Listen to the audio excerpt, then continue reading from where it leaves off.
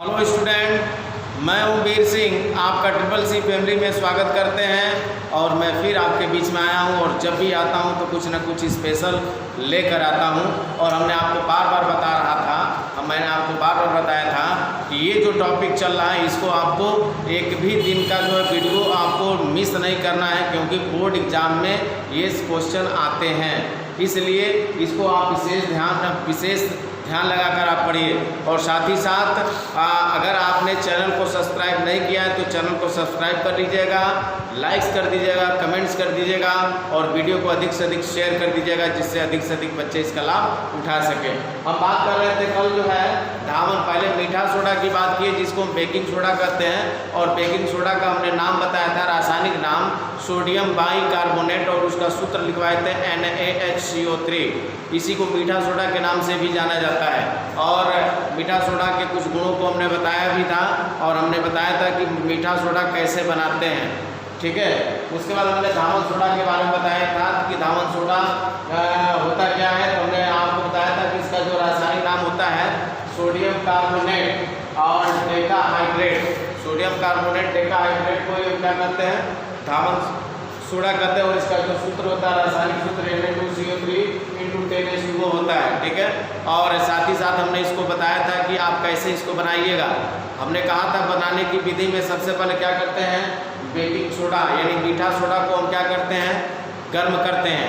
और जब इसको हीट करते गर्म करते हैं तो उससे क्या क्या बनता है, तो आप जानते हैं कि उससे आपका बनता है सोडियम कार्बोनेट Na2CO3 और कार्बन डाइऑक्साइड, और साथ ही साथ जल बनता है। फिर हमने क्या किया था, सोडियम कार्बोनेट का क्रिस्टलीकरण करते हैं 10 अणु जल लेकर, और तब जाके ये आपका धावन सोडा बनता है Na2CO3H2O।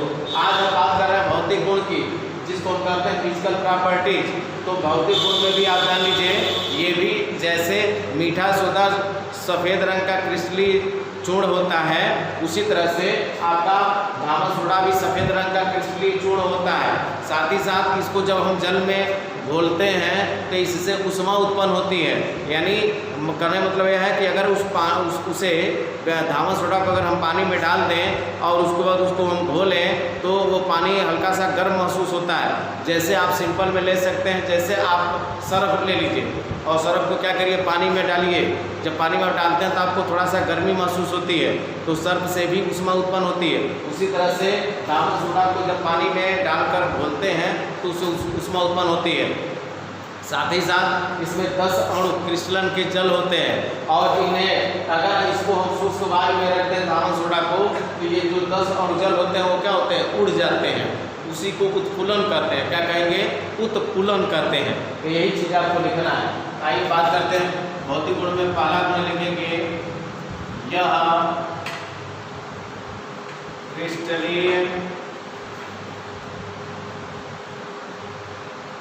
क्रिस्टलीय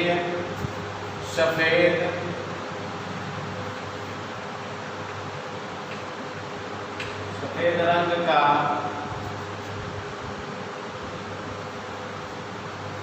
चूर्ण होता है। यह क्रिस्टलीय सफेद रंग का चूर्ण होता है। दूसरा, इसे जल में घोलने पर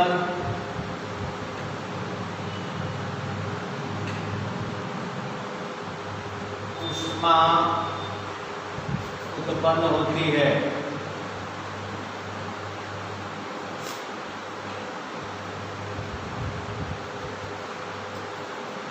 इसे जल में घोलने पर ऊष्मा उत्पन्न होती है। तीसरा, इसमें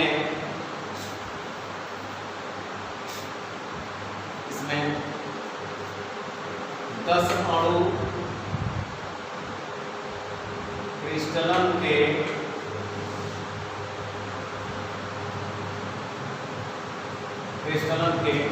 जल होते हैं।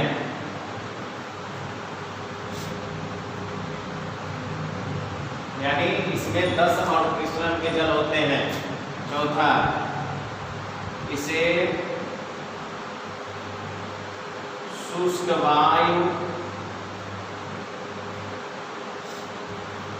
वायु में रखने पर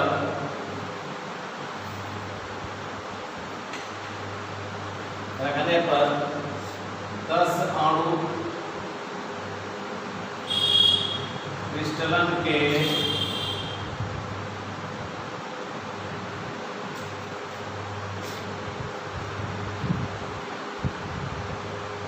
10 अणु क्रिस्टलन के जल उड़ जाते हैं। 10 अणु क्रिस्टलन के जल उड़ जाते हैं। ये आपका भौतिक गुण है। इस 10 अणु क्रिस्टलन के जो जल उड़ते हैं, इस क्रिया को उत्कुलन कहते हैं। इस क्रिया को उत्कुलन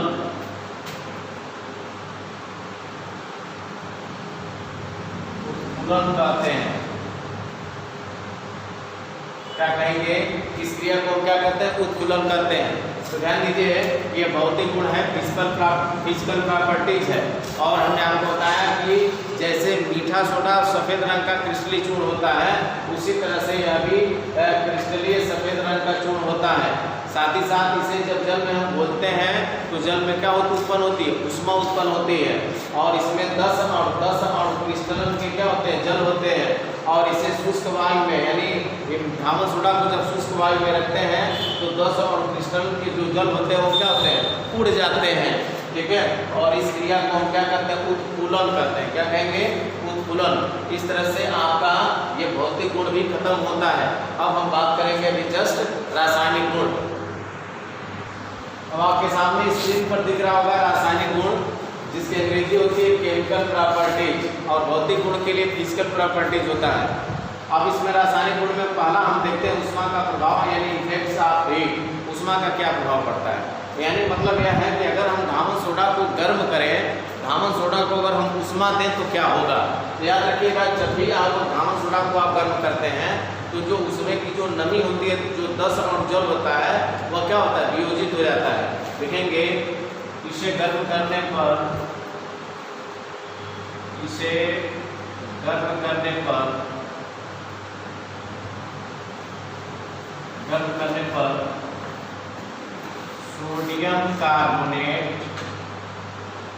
सोडियम कार्बोनेट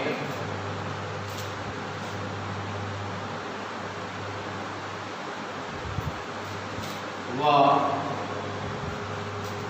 जल वाष्प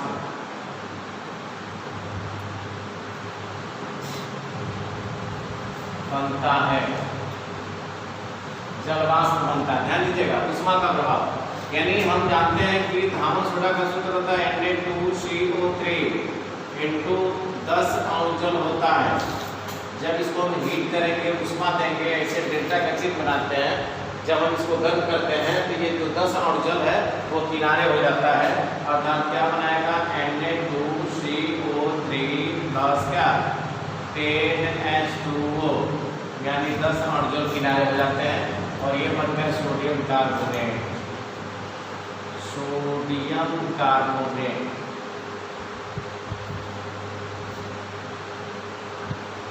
तो ध्यान दीजिएगा, जब भी हम धामन सोडा को गर्म करके, ये धामन सोडा है, इसका नाम है धामन सोडा, या आप जानते ही हैं धामन सोडा। ठीक है। धामन सोडा का या रासायनिक नाम बताए हैं सोडियम कार्बोनेट बेटा हाइड्रेट। ठीक है। धामन सोडा का यह रासायनिक नाम होता है। धामन सोडा को जब गर्म करते हैं तो ये सोडियम कार्बोनेट अलग हो जाता है, और ये जो 10 अणु क्रिस्टलन के जल होते हैं वो किनारे हो जाते हैं। अम्लों के साथ अभिक्रिया में ध्यान दीजिएगा, ये धामन सोडा जो है अम्लों के साथ अभिक्रिया करके ये 2 प्रकार के लवण बनाता है।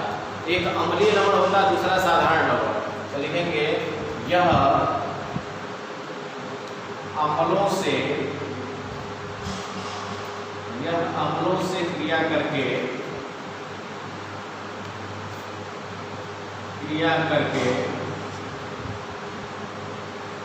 2 प्रकार का लवण, पुस्तक में अम्लीय लवण व साधारण लवण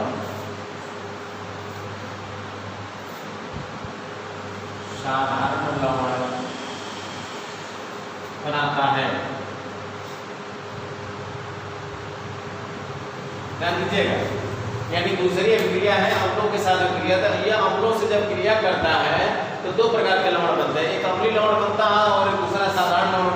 अम्लीय लवण में बताया गया था जिसमें हाइड्रोजन का आंशिक रूप से विस्थापन होता है, यानी पूरी तरह से अम्ल से हाइड्रोजन पूरी तरह से विस्थापित नहीं होता है, उसी को हम अम्लीय लवण कहते हैं। और जिसमें हाइड्रोजन पूरी तरह से विस्थापित हो जाता है उसे हम क्या कहते हैं, साधारण लवण। याद आ रहा होगा आपको, ये परिभाषा मैं बताया था।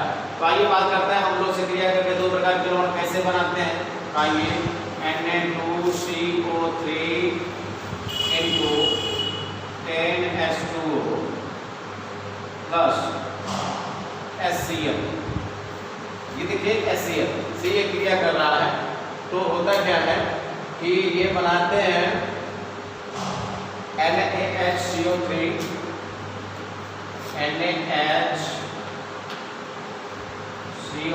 प्लस NaCl प्लस H2O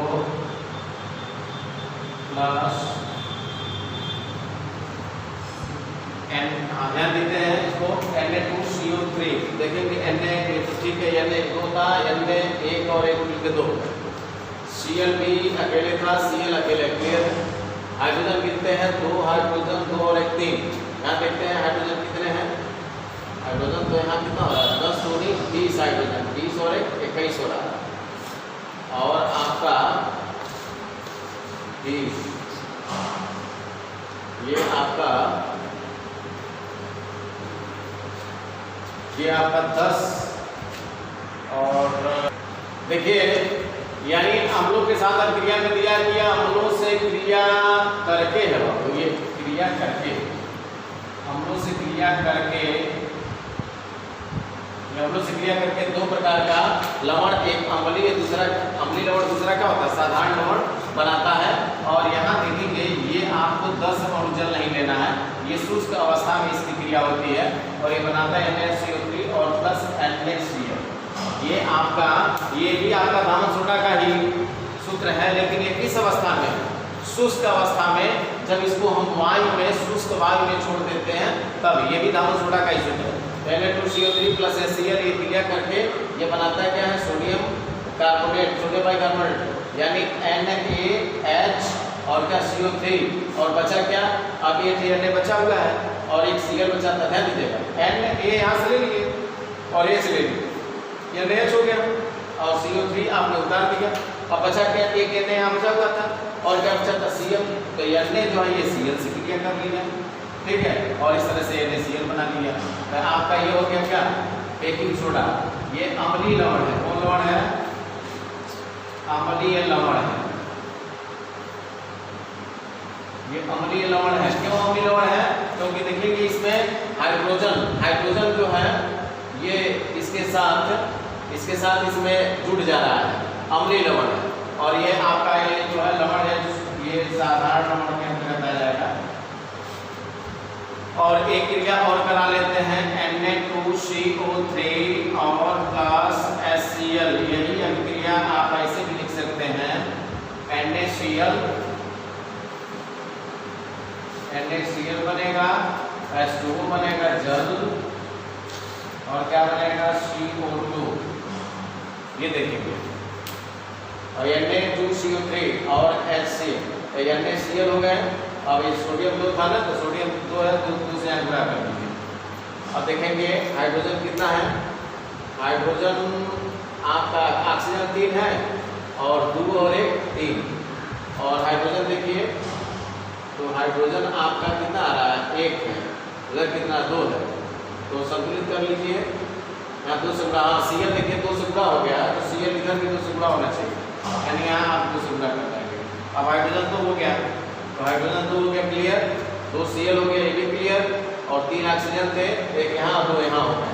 तो देखिएगा, यह अम्लों से क्रिया करके दो प्रकार का लवण बनाता है, एक अम्लीय लवण, दूसरा साधारण लवण बनाता है।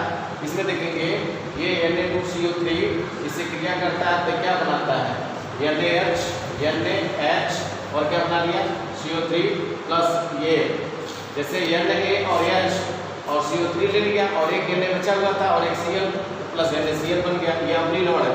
ये जो दिख रहे हैं NaCl, इसको हम साधारण लवण कहते हैं। कौन लवण कहेंगे? साधारण लवण। और फिर इसी अभिक्रिया को Na2CO3 पुनः HCl से अभिक्रिया करता है और अभिक्रिया करके बनाता है NaCl, जल और कार्बन डाइऑक्साइड। तो कहने का मतलब यह है कि यह जो है अम्लों से क्रिया करता है। अब देखिए साधारण ये सोडियम का क्या कहते हैं, धामन सोडा ही है, लेकिन एक बार HCl से क्रिया करता है तो बनाता है अम्लीय लवण और ये NaCl बना दिया। यानी आपका क्या मीठा सोडा बनाया और सोडियम क्लोराइड बनाया। और फिर यही Na2CO3 जब HCl से क्रिया करता है तो क्या बनाता है? साधारण लवण, ये इसको हम कहते हैं सोडियम क्लोराइड, जल और क्या बनाता है? Carbon dioxide.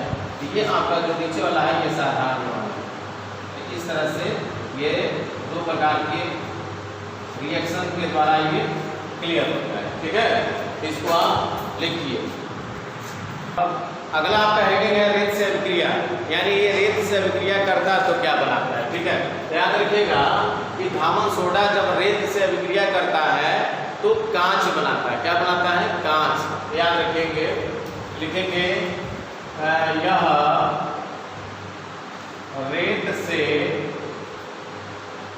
रेत से अभिक्रिया करके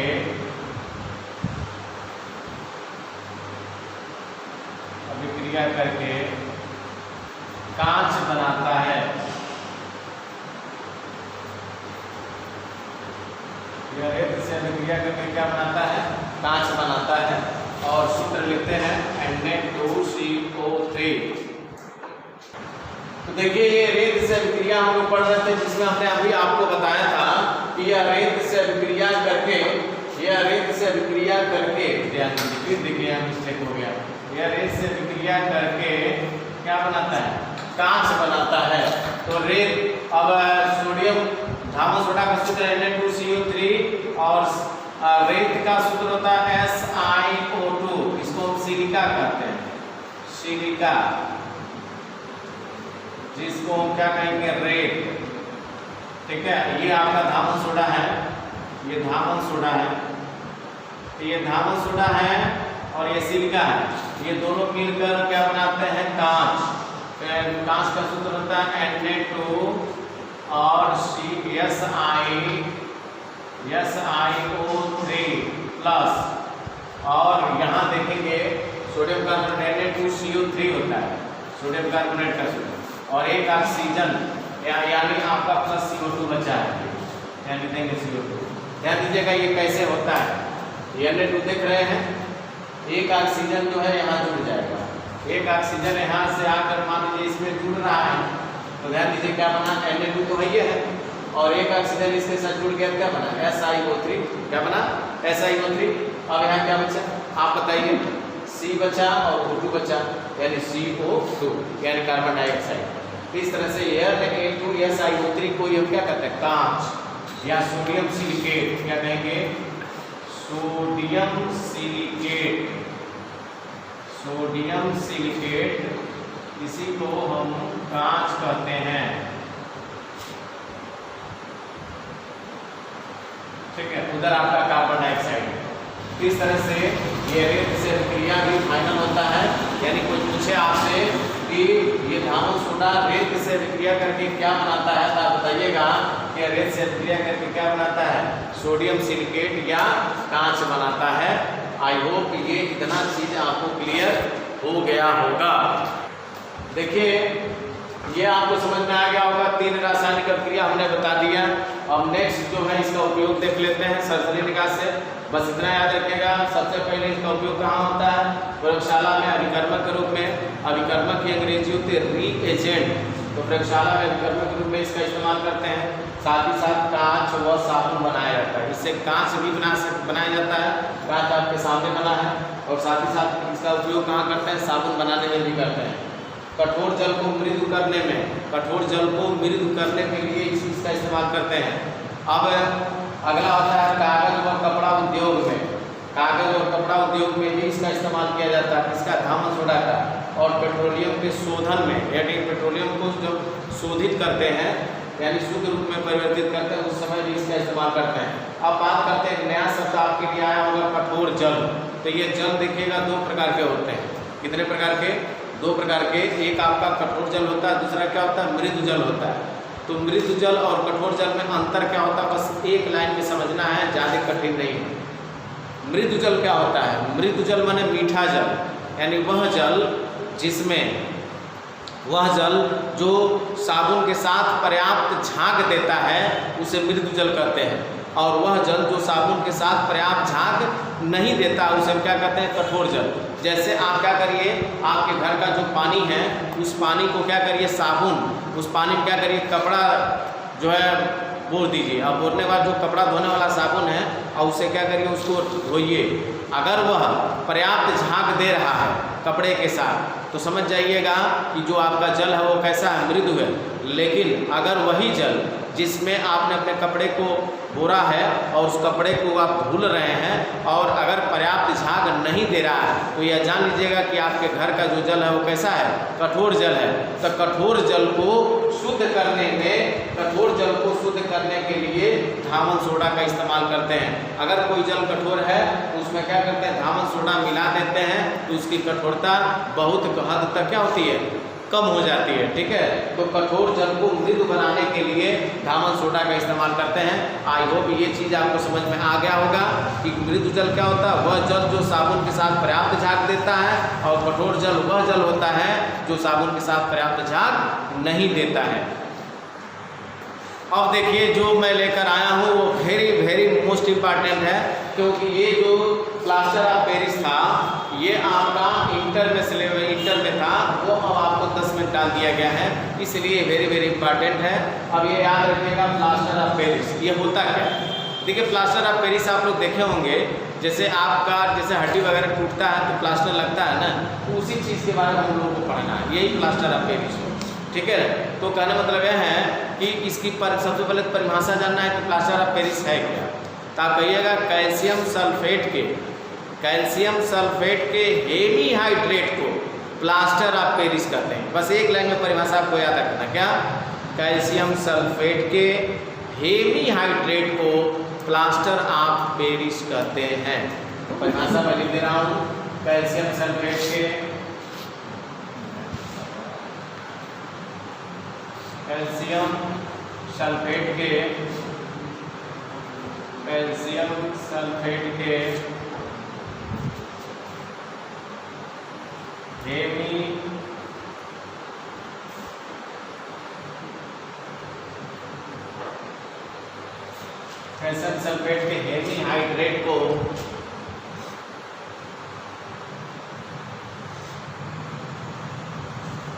हेमीहाइड्रेट को प्लास्टर ऑफ पेरिस कहते हैं।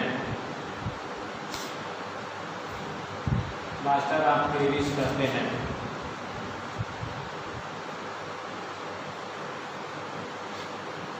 ध्यान दीजिएगा, कैल्शियम सल्फेट के हेमीहाइड्रेट को प्लास्टर ऑफ पेरिस कहते हैं।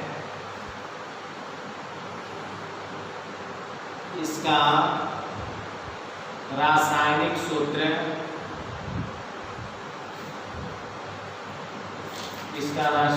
सूत्र याद रखेंगे, calcium sulphate CaSO4 into half H2O होता है।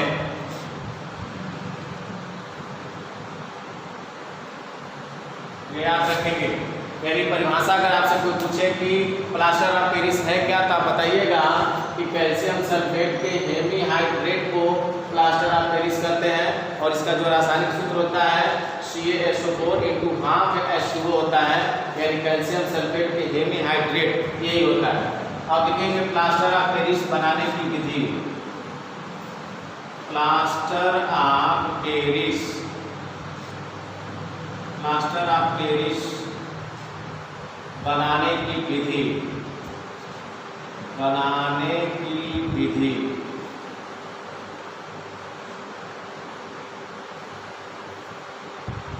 देखिएगा, बनाने की विधि क्या होता है समझिएगा।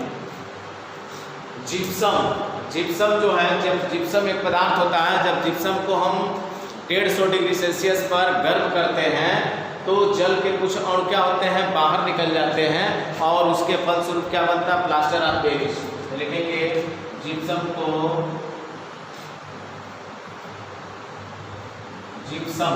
जिप्सम का सूत्र होता है CaSO4 × 2H2O। जिप्सम को 150 से 160 डिग्री सेल्सियस ताप पर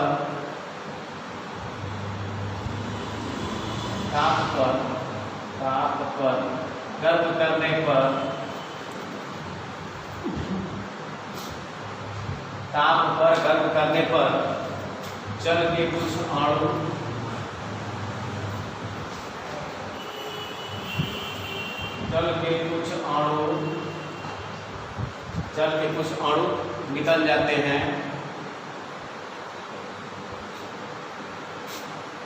जल के कुछ अणु निकल जाते हैं।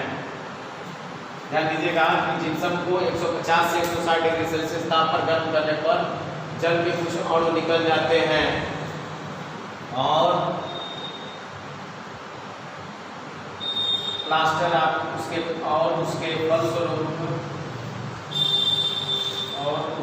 फलस्वरूप plaster of Paris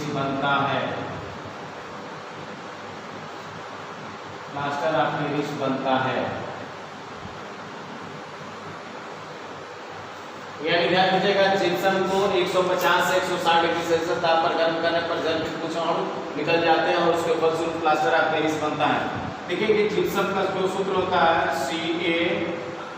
CaSO4 × 2H2O और इसको हम क्या करते हैं, गर्म करते हैं कितने टेम्परेचर पर, 150 से 160 डिग्री सेल्सियस और इसके फलस्वरूप ये बनाता है plaster of Paris CaSO4 × 1/2H2O और प्लस 1/2H2O, या इसी को आप चाहें तो 3/2 भी लिख सकते हैं। अरे 1.5 अणु यहाँ बा, आधा अणु यहाँ बा, तो 1.5 और आधा भी जाए कितना हो 2 अणु। अभी 2 अणु जलता है अगवा जल के पहले 2 अणु रहल है ना, तो आगे इसके पहले 2 अणु है, इधर भी 2 अणु चाहिए, तो 1.5 है ना और आधा है ना, तो 1.5 और आधा भी जाएंगे, कितने हो जाएंगे, 2 अणु जल हो जाएंगे। और इसी को हम कहते हैं प्लास्टर ऑफ पेरिस। क्या कहेंगे, प्लास्टर ऑफ पेरिस।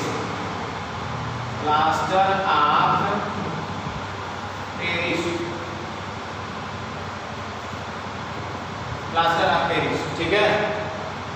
इस तरह से हमने लिख दिया कि अगर प्लास्टर ऑफ पेरिस आपसे पूछा जाएगा होता क्या, तो आप बताइएगा बस कैल्शियम सल्फेट के हेमी हाइड्रेट को प्लास्टर ऑफ पेरिस कहते हैं और इसको बनाते कैसे हैं, और इसका जो रासायनिक सूत्र होता है CaSO4 1/2H2O होता है।